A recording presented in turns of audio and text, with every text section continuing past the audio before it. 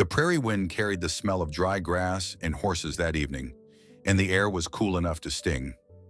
Abel Harkin came around the corner of his weather-worn barn, a bucket of feed swinging from his hand. The sun was folding itself into the western hills, bleeding gold across the pasture fence. It should have been a quiet hour, the kind a man spent alone with his chores and his thoughts. He stopped short when he saw them. Three figures crouched beneath the old apple tree behind his barn. The woman's shoulders were narrow but straight, her dark hair tangled by wind. Her long buckskin skirt brushed the dirt as she knelt, cutting away the rot from fallen fruit. Two little girls sat beside her, cross-legged, eating the pale scraps she handed them. For a moment, Abel thought they were ghosts, too still, too thin, too silent. Then the older child coughed, and the sound broke the spell. The woman looked up sharply, fear flashing through her green-brown eyes. Abel froze. She was Apache. He could tell by her hair, her bearing, the necklace of turquoise beads dull with dust. Yet her accent, when she spoke, was soft and eastern. "We ain't stealing, mister," she said, voice rough from cold and hunger. These were already on the ground. Abel set the bucket down slowly. The horses in the corral stirred, tails swishing, sensing the tension that hung between them. "Didn't say you were," he replied quietly. "Just reckon no one should have to eat what even the crows left behind." The woman swallowed hard, eyes dropping to her daughters. The older girl looked 8, maybe 9, old enough to carry worry in her eyes. The younger one, barely 5, clutched a bruised apple to her chest like a treasure. Their faces were smudged, lips cracked from wind. Abel cleared his throat. "You folks traveling?" The woman hesitated, then nodded. "From Ohio, headed west. Lost our wagon near the river 2 weeks back. Been walking since." Her voice wavered on the last word. Abel felt it like a punch in the chest. He'd seen hunger before, but this was pride fighting starvation. He studied her again. Apache by blood, maybe half white by her speech, widow by the look in her eyes. The land had marked her the same way it marked him. Weathered, cautious, but unbroken. A gust of wind tugged at her thin shawl. Abel noticed how her hands shook as she tried to hide the shivering of her youngest.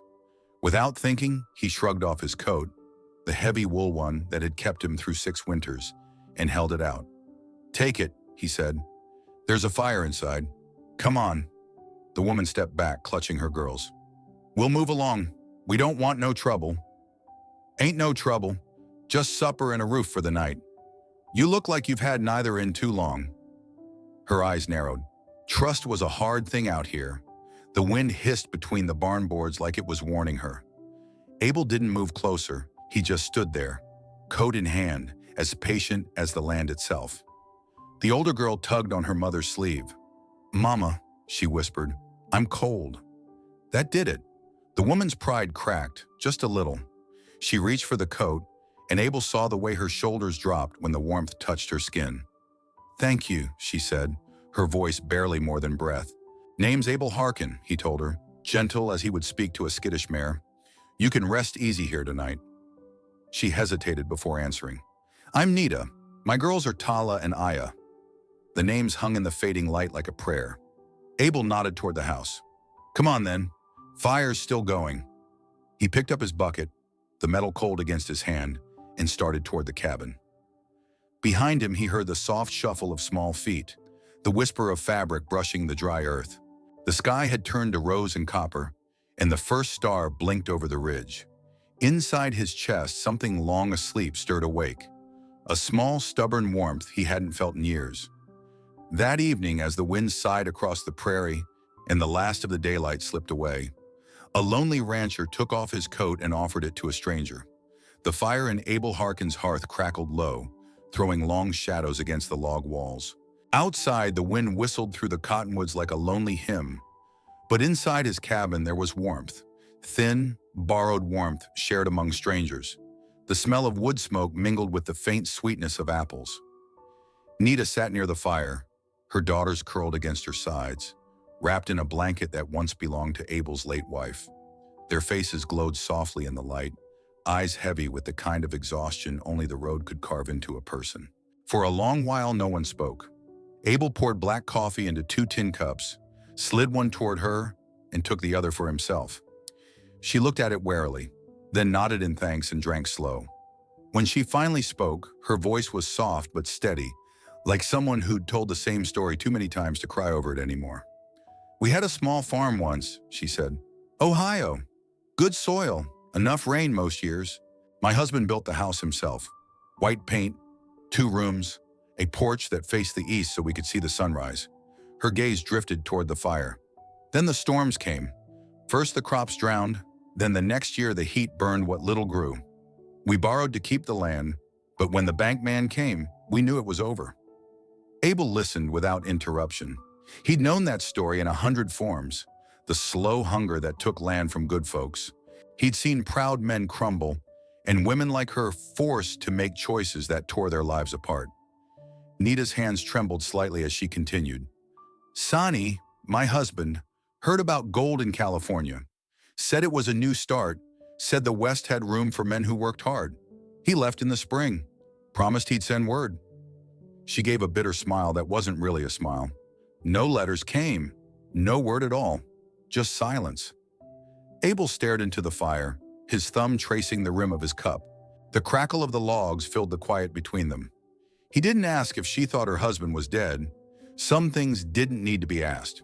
"When winter came," she went on, "I sold the wagon to pay for food. Sold the oxen too. When the last of the cornmeal was gone, I packed what we had, blankets, a skillet, a Bible that used to be my mother's, and we started walking." Her eyes glistened, but she didn't wipe them.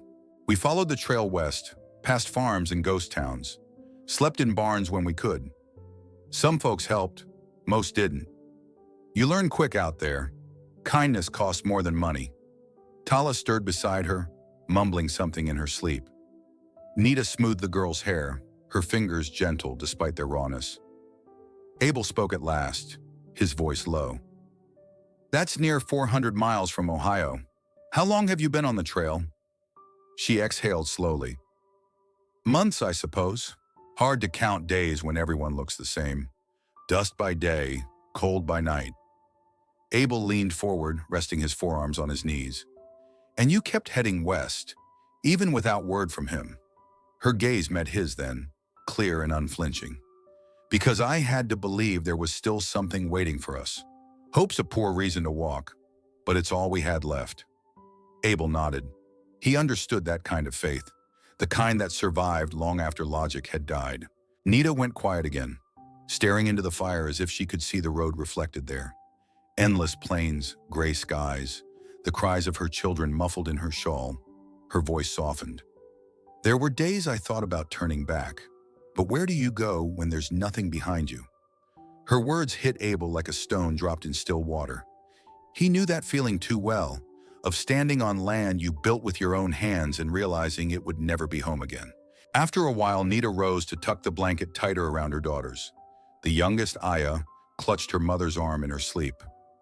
Nita bent down and kissed the girl's forehead before turning back toward the fire. "I don't want your pity, Mr. Harkin.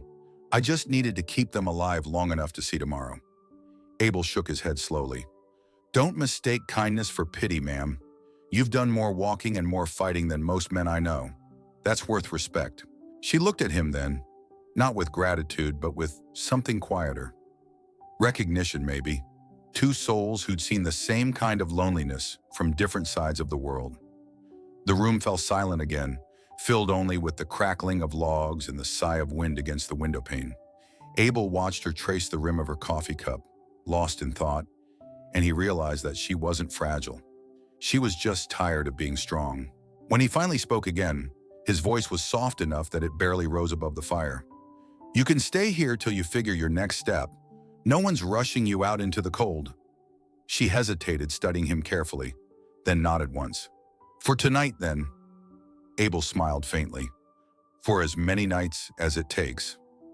Nita didn't answer, but something in her eyes eased. A flicker of trust, faint and trembling. But there. Outside, the prairie stretched wide and empty beneath the moonlight. Inside, 3 travelers found a corner of warmth in a stranger's home. And Abel, for the first time in years, felt that maybe loneliness wasn't meant to last forever. He sat back in his chair, watching the woman from Ohio stare into the firelight, her children sleeping safe beside her, and thought, sometimes the road west doesn't just lead to new land. It leads you to what your heart forgot it was looking for. Morning came soft and gold over the prairie. The first light slipped through the cracks in Abel Harkin's shutters, painting thin lines across the wooden floor. For the first time in years, the air inside his cabin didn't feel hollow. It carried warmth, motion, life. He woke to the faint clatter of pans and the low hum of a woman's voice. It wasn't a song exactly, more like a whisper to herself, the kind that kept the morning from feeling lonely. Beneath it came the light laughter of children, two little girls who'd spent too many nights being quiet. Abel sat up, rubbing the sleep from his eyes. He'd slept deep and dreamless, something that hadn't happened since before the war. The smell of coffee drifted through the room, strong, earthy, honest. Then came the crackle of bacon and the soft scrape of a wooden spoon against an iron skillet. For a moment, he wondered if he was still dreaming. When he stepped into the main room, he found Nita at his stove. Her long dark hair was tied back with a leather string, and her sleeves were rolled to the elbow. She moved with purpose, efficient, graceful, like someone used to making much from little. Tala and Aya sat on the floor by the hearth, laughing as they made tiny dolls from corn husks and bits of twine. Their giggles mingled with the popping fire, turning the cabin into something Abel hadn't felt in years. Home. Nita looked up when she heard his boots on the floor. "Morning," she said softly. Her accent carried traces of both the frontier and something older, music from a people the plains hadn't forgotten. Abel nodded, scratching at his beard. "Morning. Smells better than anything I've had since last Christmas." A faint smile touched her lips. "You had the coffee beans. I just found a way to make them worth drinking." He chuckled, easing into the chair at the head of the table. The coffee was already poured, steaming in his chipped tin cup. He took a sip. It was strong enough to wake the dead. "You sure you haven't run a ranch kitchen before?" "I've run worse," she said simply, turning a biscuit in the pan. "When Sonny was gone, the girls and I cooked for others. Camps, farms, sometimes soldiers passing through. You learn fast when it's cook or starve." Her tone wasn't bitter, just matter of fact. The kind of woman who didn't waste words or pity herself. Tala held up one of her little corn husk dolls proudly. "Look, Mr. Harkin, this one's you." Abel leaned forward, smiling. The doll had a scrap of brown thread tied around its waist like a gun belt. "That's so. Mighty fine likeness. Don't suppose she's got my temper too?" The girl giggled. "No, Mama says you're kind." Abel's smile faltered for just a second. He hadn't been called kind in a long time. Most folks in Dry Creek thought of him as the quiet rancher who kept to himself, the man who'd lost too much to care about people anymore.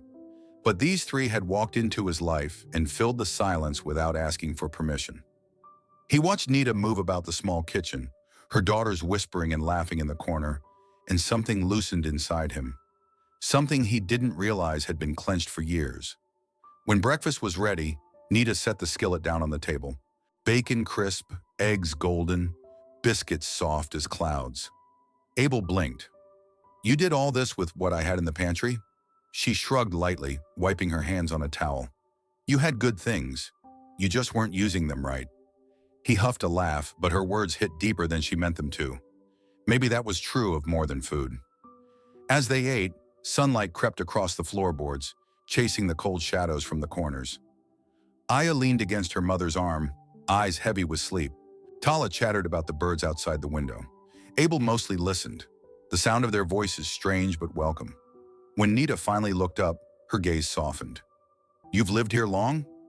"Going on 10 years, he said. "Built the place myself. Thought I'd fill it one day. Wife, maybe children. But life had other plans." Nita nodded, her expression unreadable. "Life usually does." They sat in companionable quiet for a while. Outside, a hawk circled high above the plain. The horses whinnied in the corral, impatient for their morning feed. Abel glanced toward the door, then back at her. "You plan on keeping west?" he asked carefully. She paused, eyes tracing the fire. "I don't know. California was the dream, but dreams don't fill a child's belly." Abel took a slow breath. Well, you and the girls are welcome to stay here a while. Got plenty of work and not near enough hands. Her eyes lifted, cautious but curious. You'd let us stay? He nodded. This house has been too quiet for too long. Feels good to hear it breathing again. The corners of her mouth curved into a small, shy smile. Maybe the house wasn't the only one holding its breath. The words hung in the air, soft and certain. Abel didn't reply. He just met her gaze and nodded once, the kind of nod that meant more than words. When she turned back to the stove, he caught himself watching her in the morning light. How it caught in her hair, how steady her hands were, how she seemed to belong there already. Outside, the sun rose fully over the prairie, warming the frost on the grass. Inside, a widowed rancher and a wandering mother shared coffee and quiet laughter as the sound of children's play filled the air. And Abel thought, with a heaviness that somehow felt light, feels like the house is breathing again. That morning, none of them said it out loud, but something had begun. A kind of fragile hope, born not from luck or gold or promises, but from warmth, bread, and the simple miracle of being alive together. By mid-afternoon, the sky had taken on that strange, brassy color that never meant anything good. A dry wind rolled across the plains, carrying with it a whisper of dust and unease. The chickens were quieter than usual. Even the horses, usually restless this time of day, stood still near the fence, ears twitching toward the south. Abel Harkin noticed it all as he mended a section of fence near the barn. The rhythm of his hammering stopped when a faint sound reached him. Hooves on hard ground, distant but coming fast. He turned toward the ridge just as a lone rider broke through the heat shimmer, hat pulled low, horse lathered from the ride. He recognized the man before he was close enough to call out. Jed Flint, friend, neighbor, and the closest thing Abel had to family. Jed reined in hard in front of the house, dust curling up around his boots as he dismounted. His gray beard was streaked with sweat and road dirt, and the look in his eyes told Abel this wasn't a friendly visit. "You've heard?" Jed said, his voice rough from the trail. "Heard what?" Abel asked, wiping his hands on his jeans. Jed glanced toward the house where Nita was hanging laundry near the porch, the two girls chasing each other in the sun. His mouth tightened before he spoke. Bands of raiders hit the southern farms, burned out 2 families near the river crossing. Abel's jaw set. Indian raids? Jed shook his head grimly. That's what they're saying, but I'm not sure. Tracks were messy. Could have been Apache, could have been white outlaws looking to stir trouble and blame it on them. Hard to tell these days. Nita had stopped moving. She was watching them, a wet sheet clenched tight in her hands, the color drained from her face. Jed lowered his voice. You've got women and kids here now, Abel. You'd best think about getting to town. Fort Clay's calling settlers in for protection till they figure what's what. Abel's gaze swept over the horizon. The endless grass, the windmill creaking, the house he'd built board by board. He'd seen it all burn once before in his mind's eye, and he wasn't ready to see it again. Town's a half-day ride, he said. Flat country all the way. If trouble's coming, that's a long stretch of open to be caught in. Jed nodded. Could be you're right, but don't wait too long to decide. The Henderson place went up in less than an hour. With that, Jed swung back into the saddle. I'll circle back tomorrow. Watch the sky, Abel. Feels like a storm brewing, and not the kind that brings rain. When he was gone, the wind seemed to carry the echo of his words long after the sound of hooves faded. Abel turned toward the house. Nita was standing still, her eyes fixed on the southern hills where Jed had come from. When he approached, she spoke first. It's them, isn't it? Could be. Could be just men with hate in their hearts and fire in their hands, Abel said. Hard to tell one from the other anymore. Her hand went instinctively to the small of her back, where she kept a knife tucked in her skirt. Her voice dropped. I know what men like that do. I've seen the smoke before. Abel met her eyes. He saw the same fear he'd seen that first night under the apple tree, but it was mixed now with something harder. Resolve. We're not running, he said. This land's solid, and so are we. The next hours were a blur of motion. Abel moved with purpose, the way a man did when his instincts were louder than thought. He checked his rifles, laid ammunition on the table, and made sure the shutters closed tight. He showed Nita how to reload the shotgun, how to brace it against her shoulder. "Don't aim to scare," he told her. "If you've got to shoot, you make it count." She nodded, absorbing every word. "My father taught me once, before Ohio. I remember. You're keen." They reinforced the barn doors, moved the horses closer to the house, and drew water from the well until the barrels overflowed. Tala and Aya helped without complaint, their small faces pale but determined. The older one carried kindling. The younger followed her mother like a shadow. As the day slipped toward dusk, a strange stillness fell over the ranch. Even the insects had gone quiet. The air hung heavy, the kind that makes a man feel like the world is holding its breath. Abel stood at the porch rail, rifle in hand, scanning the wide horizon. The last light turned the grass to molten gold, and for a fleeting moment, it looked peaceful again. He almost let himself believe it. Behind him, Nita came out, carrying a lantern. The warm glow lit her face as she stepped beside him. "Do you think they'll come this far?" she asked. He kept his eyes on the distance. "Can't say. Raiders move like wind. Never where you expect, never when you're ready." She was silent for a moment. "You could still take us to town." Abel shook his head. "Road's too open. Out there, we'd be nothing but moving targets. Here, we've got walls, cover, food, water. If they come, we'll stand our ground." Nita studied him, her voice quieter now. "You fight like a man who's done it before." He gave a short, humorless laugh. "I have. Fought for the Union, fought for the land, fought for ghosts that don't visit anymore. But this," he gestured toward the girl's faint laughter inside, "this is worth fighting for." Her expression softened. "Then I'll fight with you." The words carried more than courage. They carried trust, the kind that only forms when two people face the same fear. Abel looked at her, lantern light flickering between them, and nodded once. "Then we stand together." The prairie wind rose again, rattling the windows and bending the tall grass until it moved like waves on a golden sea. Inside, Tala's voice floated from the doorway, sleepy but calm. "Mama, will there be thunder tonight?" Nita brushed the girl's hair from her face and whispered, "Maybe, little one, but thunder can't hurt us if we stay close." Abel watched them disappear back into the cabin. He took one last look at the horizon, empty for now but holding its secrets, and felt the first prickling of dread crawl up his spine. He knew the signs. He'd seen them before in Kansas, in Missouri, in every forgotten corner of the frontier where peace never lasted long. A storm was building out there, somewhere beyond the hills. And though neither of them said it aloud, both knew the truth. The prairie was holding its breath before the break. The prairie was unnervingly still before dawn, that thin hour when the stars fade but the sun hasn't yet claimed the sky. Abel Harkin sat in his chair near the window, Winchester resting across his knees.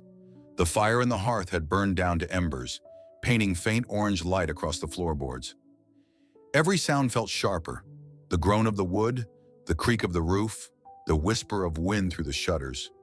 He hadn't meant to doze off, but sometime between one heartbeat and the next, his eyes had closed. What woke him wasn't a dream. It was the sound of hooves, distant, muffled, too many to count. Abel was on his feet in a breath. The rifle came up as instinct took over. Through the narrow slit in the shutters, he saw movement, shadows flowing like smoke along the lower ridge. 7, maybe 8 riders, slipping through the grass. They moved quiet, practiced. Not traders, not travelers. Trouble. He turned from the window, voice low but urgent. "Nita, get up." She was awake before he finished. That sixth sense of people who've lived too long on the edge. "How many?" she whispered, already reaching for her daughters. "Enough to make it bad. Get the girls to the cellar." Tala stirred on the cot, eyes wide and frightened. Little Aya clung to her blanket, trembling. Nita's voice was calm, though her hands shook. "Come, my loves, quick and quiet." Abel loaded the Winchester with sure, steady movements. His heart pounded, but his mind was clear. Outside, the faint snort of horses carried on the wind. Then a hiss, a streak of red light, and the first flaming arrow slammed into the roof. The thatch caught with a sound like paper tearing. "Get the girls down, now!" Abel barked. Nita herded them through the kitchen, yanking the rug aside to reveal the hidden trapdoor. Another arrow hit, this one splintering through a shutter. Flames licked at the edge of the frame. The house filled with smoke, choking and sharp. "Go!" Abel shouted again. "And stay quiet!" He pivoted toward the front door just as it shuddered under impact. Someone, slammed against it from outside. Another hit. The hinges groaned. Abel braced the barrel of the rifle against his shoulder and waited. The door burst inward. Two men, one bare-chested with paint streaked down his arms, the other wearing a torn soldier's coat, lunged through. Abel fired once, the blast echoing like thunder. The first went down hard. The second came fast, knife flashing in the firelight. Abel swung the butt of his rifle into the man's face. Bone cracked. The knife fell. He didn't have time to breathe before another flaming arrow tore through the roof. Sparks rained down, setting the drapes ablaze. The whole room flared with heat and panic. He heard Nita's voice from below, faint but urgent. "Abel! I'm coming!" he shouted back. He reloaded fast, fired through the window at the moving shadows outside. Someone screamed, a short, high sound that died in the wind. But there were more. Always more. The next arrow hit the table and stuck, burning like a torch. Smoke curled upward, thick and dark. Abel coughed hard, the smell of his own home turning to ash around him. He could feel the fire eating its way across the rafters. Then came a sharp pain across his shoulder, a hot, searing slice. He stumbled back, staring in disbelief at the arrow buried in his flesh. He broke it off with a grimace, teeth clenched, blood soaking his shirt. The world narrowed to survival. "Cellar, Abel!" Nita called again, desperate now. He staggered to the kitchen, dropped to his knees and felt for the edge of the trapdoor. "Go! I'll cover the—" A crash behind him. Someone had climbed through the broken window. Abel fired point blank. The blast deafened him, and when the smoke cleared, he was alone again. His shoulder throbbed. The roof groaned. Time was gone. He pulled the trap open and dropped through, slamming it shut just as a burning beam fell where he'd stood. Below, the air was cooler, damp, filled with the smell of earth and potatoes. Nita and the girls huddled in the corner, eyes wide in the dim light. Tala clutched a doll made of corn husks. Aya was crying silently into her mother's skirt. Abel leaned against the wall, chest heaving. His wound burned like fire, but he forced his voice steady. "They're still out there. We wait." Not a sound. Above them, boots pounded. Voices shouted, harsh, angry, unintelligible. The sound of wood splintering, the hiss of fire climbing higher. The smoke began to drift down through the cracks. The heat followed. The girls whimpered. Nita held them tight, eyes glistening. "Abel," she whispered, "they'll burn the house to the ground." "Then we go under it," he replied. "There's a tunnel from here to the barn. Dug it my first year here, back when Comanches ran these parts." He moved to the back wall, finding the loose boards that hid the narrow crawlway. His hands trembled as he pried them loose. Behind him, Nita murmured softly to calm the girls. "Crawl through and don't stop till you see light," Abel said. "I'll follow." Nita went first, dragging the girls behind her. The tunnel was tight, the earth cold against their hands. Dirt crumbled beneath their palms. The sound of fire above them grew distant, but not gone. It roared like a beast feeding. Abel came last, clutching the rifle awkwardly in one hand, the other pressed to his bleeding shoulder. Every inch forward was agony, but stopping wasn't an option. Finally, a faint draft brushed his face. The barn. He reached up, pushed aside the wooden trapdoor, and helped Nita climb out. The air hit them, cold, heavy with ash. Through the cracks in the barn wall, they saw it. Abel's house engulfed in flames, the roof caving in, sparks flying high into the black sky. The raiders stood silhouetted by the blaze, some on horseback, others shouting in triumph. Nita gasped, covering her mouth. Abel caught her arm before she could move. "Don't breathe," he whispered. "Don't make a sound." They crouched low, hidden behind hay bales, watching the only home he'd ever built burn down to nothing. The fire painted the clouds orange, turned the fields to rivers of light. Aya buried her face in her mother's shoulder, trembling. Tala's hand found Abel's sleeve, clutching tight. Minutes stretched into forever. Eventually, the shouting faded. One by one, The raiders mounted up and rode away, swallowed by the darkness they'd come from. The silence that followed was worse. Abel looked through the broken slats, eyes reflecting the flames. Everything he owned, the tools, the books, the table his mother had given him, was gone. The ranch he'd carved from nothing lay in ruin. Nita touched his arm gently. "I'm sorry," she whispered. Abel didn't answer. He just watched the fire burn down, the smoke rising into the cold dawn sky. "House can be built again," he said finally, voice rough, "long as the people inside it make it out." The light from the flames flickered across their faces as they huddled together in the hay, the smell of smoke thick around them. Outside, the prairie wind howled across the open land, carrying with it the ashes of everything Abel Harkin had once called home. And yet, even as the fire devoured the past, he held on to one small truth: the living still had each other. That was enough to fight for come morning. Morning came gray and hollow, like the world itself was holding its breath. The prairie smelled of smoke and ash. Where Abel Harkin's house once stood, there was now only a blackened skeleton, charred beams clawing at the sky, the earth beneath them scorched and still warm. Abel stood there in silence, his coat torn, his shoulder bound with a strip of cloth darkened by blood. His rifle hung useless at his side. Behind him, Nita stood with her arms around Tala and Aya. The girls pressed close into her skirts. They didn't speak. The only sound was the hiss of cooling embers. A long gust of wind rolled over the land, scattering flakes of ash through the air like black snow. Abel watched it drift past his boots, settling in the grass, the same grass he'd cut and stacked and worked for years to keep alive. It looked so small now, everything he'd built, reduced to dust overnight. Nita stepped closer, her voice trembling when she spoke. "We brought ruin to your home." Abel didn't look at her right away. His eyes were fixed on the spot where his porch used to be, where he'd once sat on quiet evenings listening to the windmill turn. When he finally spoke, his voice was low but steady. "No, ma'am," he said. "You brought something worth keeping alive." She blinked, uncertain she'd heard right. "You lost everything." He shook his head slowly. "Not everything, just boards and nails. Those can be replaced." He glanced at the two girls clinging to her. "People can't." The wind picked up again, snapping the remains of the barn door against its hinges. Nita followed his gaze to the ruins, her face pale in the cold light. "Still," she whispered, "this was your life." Abel exhaled hard, his breath fogging in the morning air. Maybe it was time for something new. He crouched down, picked up a piece of scorched wood, and let it crumble between his fingers. Fire doesn't just destroy, it clears the land so things can grow again. Nita looked at him as if trying to understand how a man could stand before the ashes of his life and talk about growth. Her eyes softened. She saw not just strength, but a kind of quiet surrender, the peace that comes when a man accepts the world's cruelty and still chooses to build again.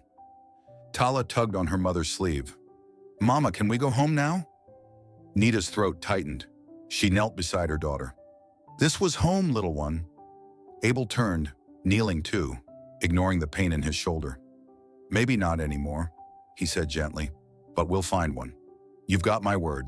Aya looked up at him, her small face streaked with soot. "Will it have a porch?" Abel smiled faintly. "Sure will. Maybe two." The girl's giggle was soft but real, the first sound of hope that morning. It cut through the silence like sunlight through smoke. They spent the next few hours in slow, deliberate work. Abel sifted through the wreckage, saving what he could: iron hinges, a few unburned planks, the tin kettle that had survived the fire. Nita found a half-buried photo frame under a beam, a faded picture of a young couple, the edges singed. She brushed off the ash and handed it to him. He stared at it for a long time. "My wife," he said simply. "She died 3 winters back.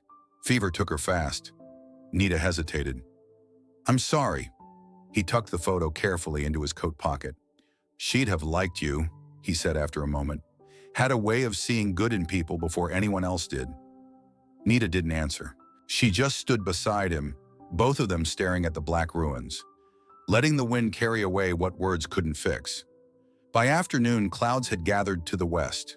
A storm, not fire this time, but rain, was rolling in.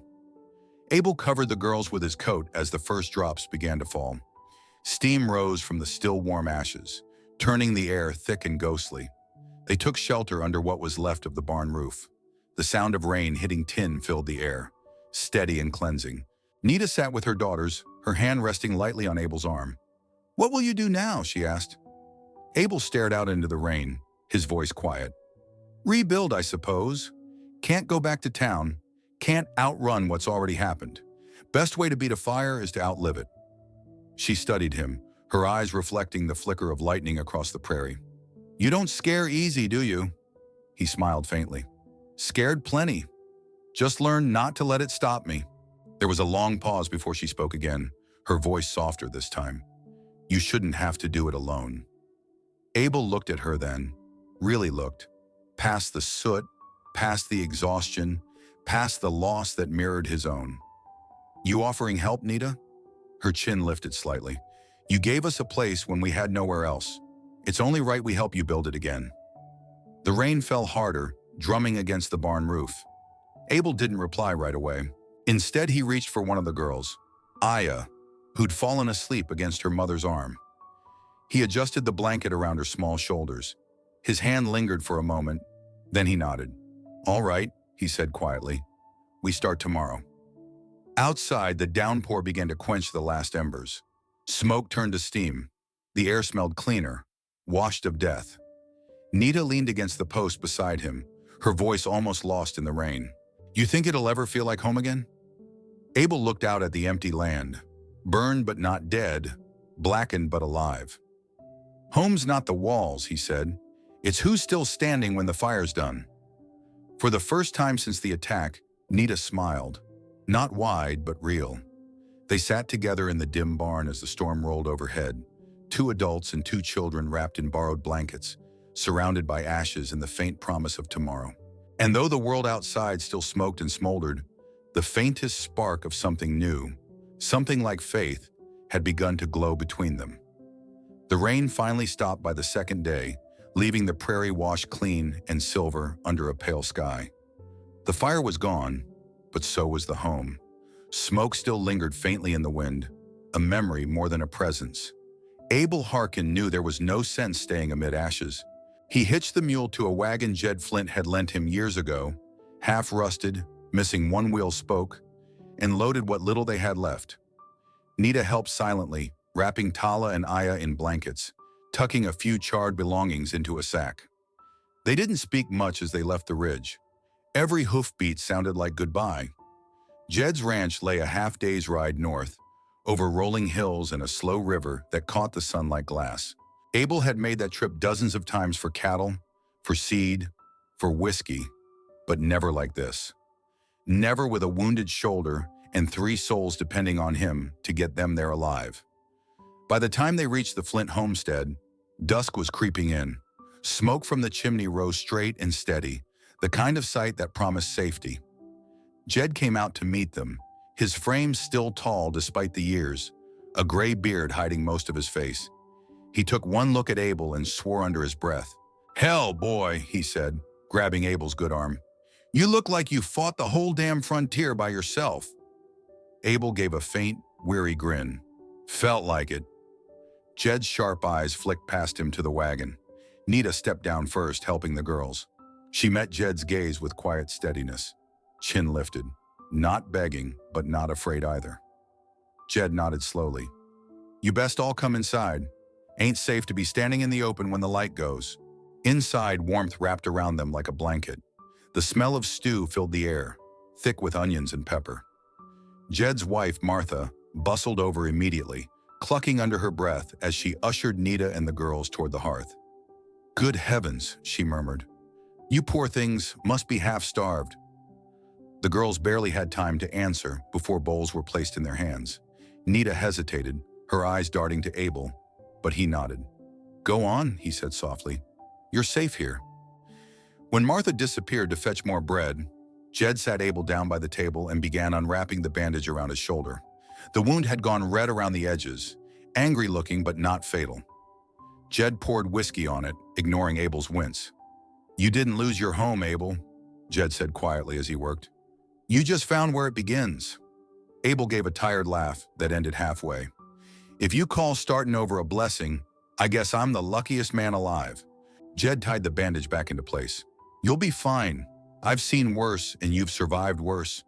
You're just too damn stubborn to quit.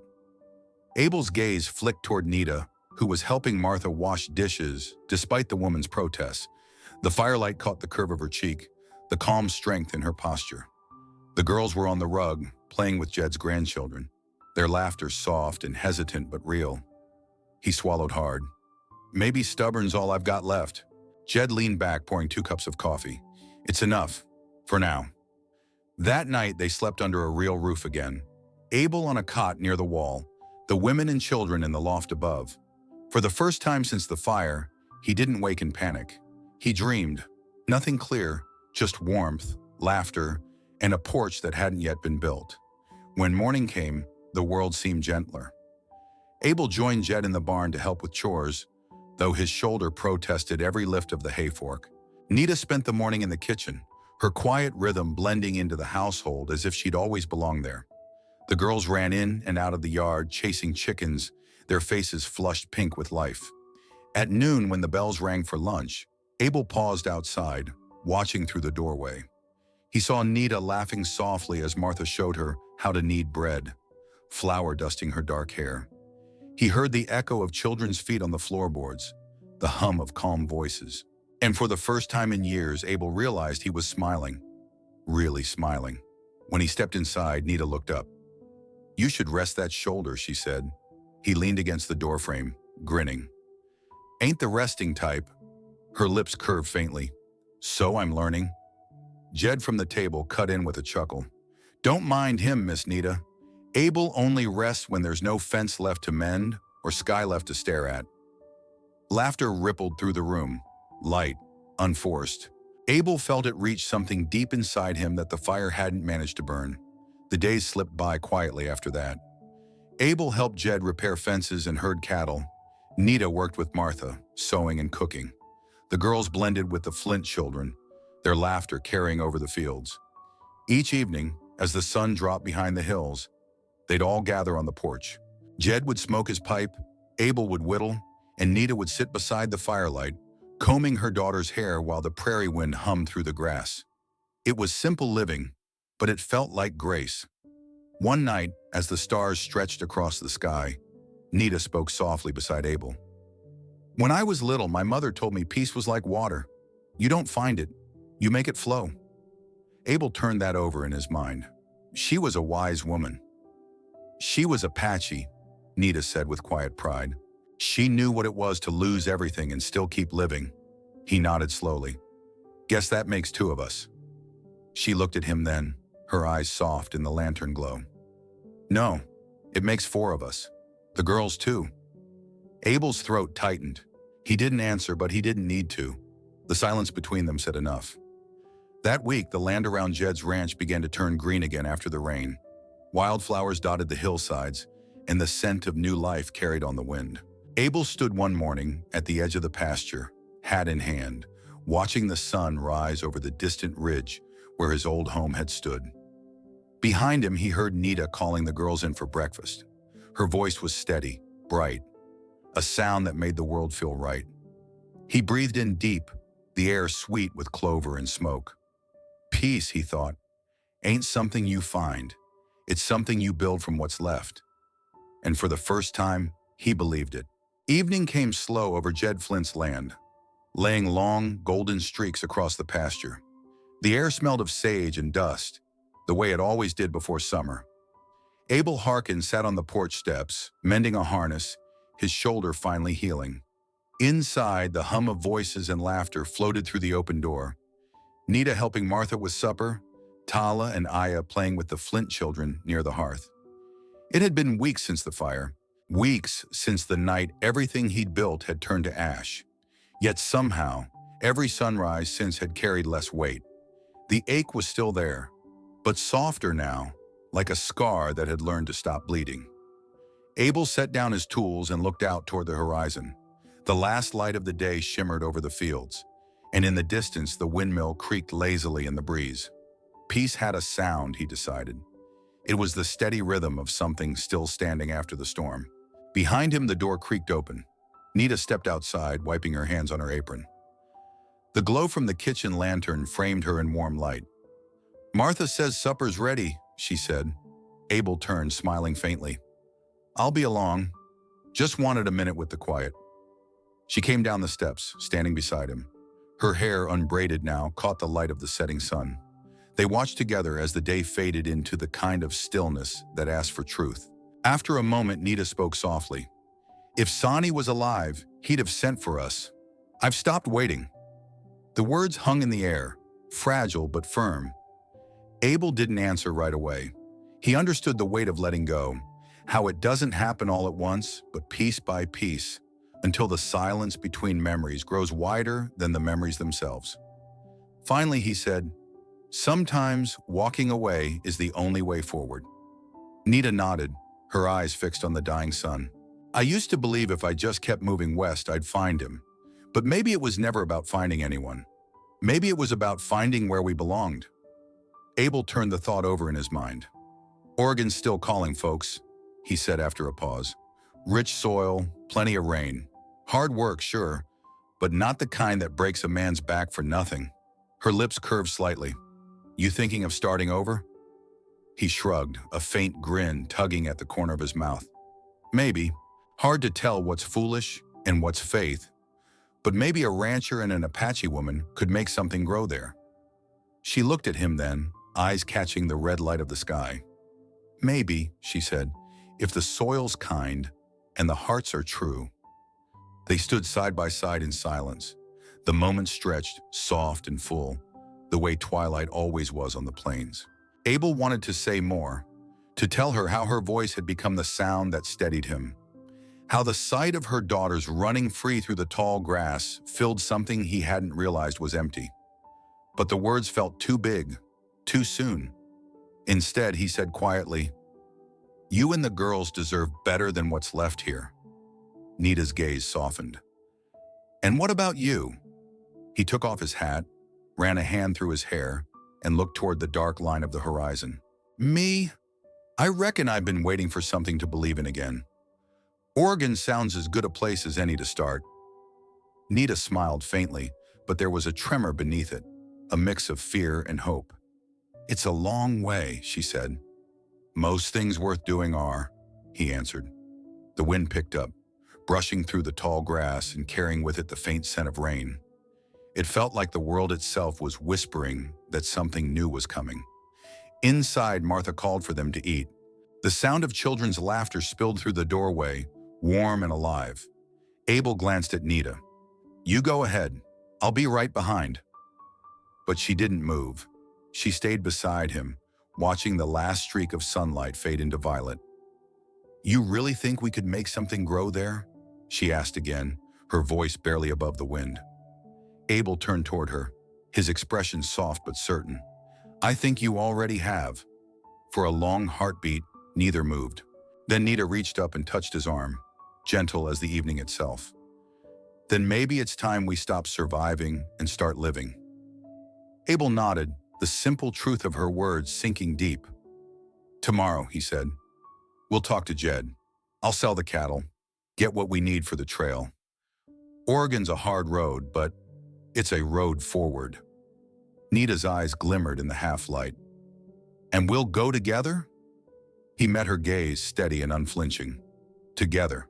The last of the sun slipped below the hills, leaving only the soft glow of the lantern behind them. Nita's daughters called from inside, their laughter echoing across the yard.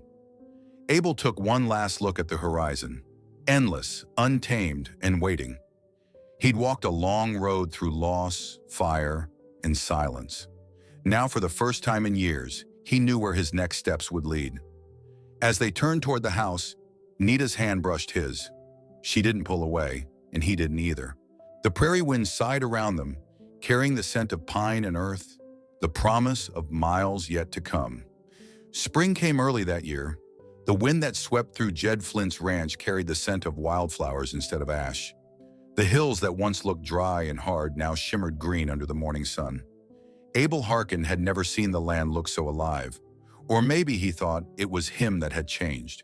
He spent the morning fixing the corral fence, though his mind was elsewhere. The Oregon Trail lay ahead, a chance to start again, clean and far from all that had burned behind them. Yet as much as he thought about the journey, his thoughts always came back to one person, Nita. He found himself watching her more often than he cared to admit. The way she moved with quiet purpose, how she hummed softly while shelling peas on the porch, or how she laughed when Tala or Aya did something mischievous. There was a steadiness in her, the kind that made the world feel less dangerous. She wasn't the kind of woman who filled silence. She made it peaceful. That evening, after the chores were done and the sky turned the color of honey, Abel walked out into the yard, wiping his hands on a rag. Nita was standing by the fence, brushing down Jed's old mare, her hair falling loose in the breeze. He hesitated. His heart beat like it hadn't in years. Slow, heavy, full of something that felt both terrifying and right. "Nita," he called softly. She turned, smiling. "You're bleeding again," she said, noticing the scrape on his hand. He chuckled. "Always am. You'd think I'd learned to fix fences without cutting myself by now." She shook her head, amused. "Maybe you need someone to keep you in one piece." Abel's chest tightened. He took a slow breath, fingers trembling slightly as he reached into his coat pocket. "Maybe I do," he said quietly, "and maybe I already found her." Nita blinked, confused for a moment, until she saw what he was holding. It wasn't a ring of gold or silver, just a thin band of braided leather, worn but clean. Abel knelt in the dirt, his knees pressing into the earth he'd worked half his life. His voice was unsteady, rough from emotion he couldn't hide. "I got no gold, no promises of easy living," he said. "Only this, hard work and a heart that's yours." Nita froze, her breath catching in her throat. For a moment, all she could do was stare down at him, the man who had lost everything and still found a way to give something real. Her hand came to her mouth and tears shimmered in her eyes. "That's more than most men ever gave me," she whispered. Abel swallowed hard, his voice dropping to a hush. "I don't know what the world will look like out there, but I'd like to see it with you. Build something that lasts longer than fences or barns." Nita knelt down to him, her hand finding his cheek. Her thumb brushed away the smudge of dirt on his jaw. "You already built it," she said softly, "right here." Then she leaned forward and kissed him, slow, sure, and full of promise. A week later, the wedding took place at the Flint Ranch. Simple and sweet, like most things that mattered on the frontier. The ceremony was held in the pasture behind the house, where the grass grew high and the wind carried the scent of lilacs. Pastor Eli Turner from Dry Creek came to say the words, and Jed stood beside Abel as his witness, grinning like a proud father. Nita wore a pale dress that Martha Flint had sewn from spare linen, and around her neck hung a small turquoise pendant she'd carried since childhood. Tala and Aya each held wildflowers gathered from the hillside, yellow, purple, and white. When she walked across the yard toward him, barefoot and smiling shyly, Abel's throat tightened. The moment felt unreal, like the world had paused to let him remember what it was to feel whole again. Jed's youngest son played the fiddle softly in the background while the ceremony began. The words were short, honest, and full of the kind of grace only hard lives could understand. "Do you take this woman to be your wife? To walk beside you wherever the road may lead?" Abel's voice was steady when he said, "I do." "And do you take this man to stand with him in hardship and in peace?" Nita smiled through her tears. "I do." When Pastor Turner pronounced them husband and wife, the small gathering of ranch hands and neighbors broke into quiet applause. Tala scattered wildflowers at their feet, giggling, while Aya clung to her mother's skirt and whispered, "Mama, you're smiling." Abel looked down at the woman beside him, his wife now, and thought he'd never seen anything more beautiful than the way sunlight caught her tears. Afterward, they shared stew and bread on long wooden tables, laughter and stories filling the air. Jed clapped Abel on the back. "You done good, son. Never thought I'd see the day you smiled more than once in a week." Abel grinned. "Guess it took the right person to remind me how." Nita stood nearby, speaking softly with Martha. When her eyes met his across the yard, Abel tipped his hat and she smiled. A smile that said everything words couldn't. As the sun dipped low and the sky turned crimson, they danced barefoot in the grass. There was no music but the wind and the faint hum of the prairie itself. Tala and Aya twirled around them, their laughter like bells. And somewhere beyond that laughter, beyond the clinking dishes and the fading light, the land seemed to breathe again. People in the nearby town would talk about it for years. The quiet rancher who had lost everything, and the Apache widow who taught him how to begin again. But for Abel and Nita, it wasn't a story of loss anymore. It was the story of finding home where there had only been ruin, and finding love in the ashes that refused to die. 5 years passed like wind across the valley. The trail to Oregon had been long and cruel. Mud, snow, and months of hard travel, but they made it through. And now in the soft cradle of Red Creek Valley, Abel Harkin and Nita had built something that felt almost impossible. A home that lasted. Morning light spilled over the meadow, catching the pale boards of their new ranch house. Red Creek Ranch, carved in Abel's careful hand above the porch door. The creek behind the barn ran clear and cold, cutting through the land like a silver vein. Beyond it, the pasture stretched into the horizon, filled with the low hum of grazing cattle. It was early spring, and the valley smelled of earth and rain. Abel was fixing the gate when he looked up and saw Nita in the orchard, her skirt brushing the new grass, hair undone, glinting copper in the sun. Tala and Aya ran ahead of her, their laughter echoing against the hills. He leaned on the post, just watching. Every time he saw her there, alive, laughing, at peace, it still felt like a small miracle. That orchard was her doing. The day they arrived, the land had been bare, nothing but mud and rock. But Nita had knelt in the dirt, dug her fingers deep, and planted a handful of apple seeds she'd found in the bottom of Abel's old coat pocket. Seeds that had survived the fire, the road, the storms. She'd said quietly, "Something good should grow from something that lived through so much." Now the trees stood tall and strong, their branches heavy with green. And this morning, one of them had given its first apple. Round, red, perfect. By midday, Nita brought it to him. The fruit gleamed in her palm, sunlight warm against her skin. "It's ready," she said, a smile tugging at her lips. Abel set his hammer down and took it from her hand. He turned it over carefully, like it might break if he held it too hard. "Never thought I'd see one grow out here," he said. "You thought wrong," she teased softly. "You built a life on hard ground. The least it could do is give something back." He bit into the apple. It was crisp and sweet, with a faint tartness that made him close his eyes. He held it out to her. "Still sweet?" he asked, a ghost of a smile curling his mouth. She took a bite, juice glinting on her lips. "Sweeter," she said simply. For a long moment, they just stood there in the sun, the orchard whispering around them, the air filled with the sound of wind and children's laughter. Aya ran toward them, waving a stick like a flag. "Mama! Papa, come see the creek!" "Ina," Nita laughed, brushing her hands on her skirt. Abel followed her gaze as Tala joined her sister by the water, their reflections rippling in the stream. "They're growing up too fast," Nita murmured. "That's how it goes," Abel said. "You blink and they're gone." She turned toward him, eyes soft with gratitude. "Then let's not blink yet." He smiled at that. The lines around his eyes were deeper now, but his heart felt younger than it had in decades. That evening, after supper, they sat together on the porch as the sun dipped low behind the pines. The hills turned gold, then copper, then the deep blue of nightfall. A breeze rolled through the grass, carrying the scent of apples and rain. Abel had his arm around Nita, her head resting against his shoulder. Tala and Aya were chasing fireflies across the yard, their laughter mixing with the hum of crickets. "You ever think about Ohio?" Abel asked quietly. Nita shook her head. "Not much. The past don't live there anymore."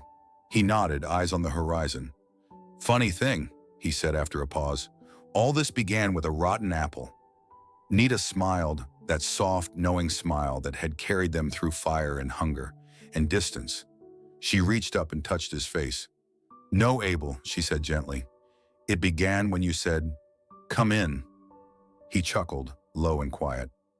"Didn't figure 3 words could change a man's whole life." "You didn't just open a door," she said. "You opened everything." The wind rustled the apple trees, and the fading light turned their blossoms to gold. Abel kissed the top of her head, the world settling into silence around them. "Guess we finally made it, huh?" he whispered. "We didn't make it," she replied softly. "We grew it." The creek murmured in the distance, and the children's laughter floated through the air, bright and endless. The house, their house, stood strong against the twilight, its windows glowing warm against the dark. Abel looked toward the orchard, where the first apple tree swayed in the wind. It had survived drought, storms, and cold, yet still it bore fruit. And he realized, as Nita's hand slipped into his, that love was no different. It wasn't born easy. It wasn't found by chance.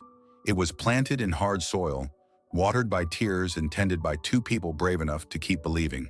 The stars began to appear, one by one, as the sky deepened into night. Abel tilted his hat back, eyes tracing the heavens. "You think the land remembers?" he asked quietly. "All the things that happened here before?" Nita smiled. "Maybe it does, but I think it remembers what came after more." He nodded slowly, squeezing her hand. Out beyond the orchard, the apple tree swayed gently, its leaves whispering secrets to the wind.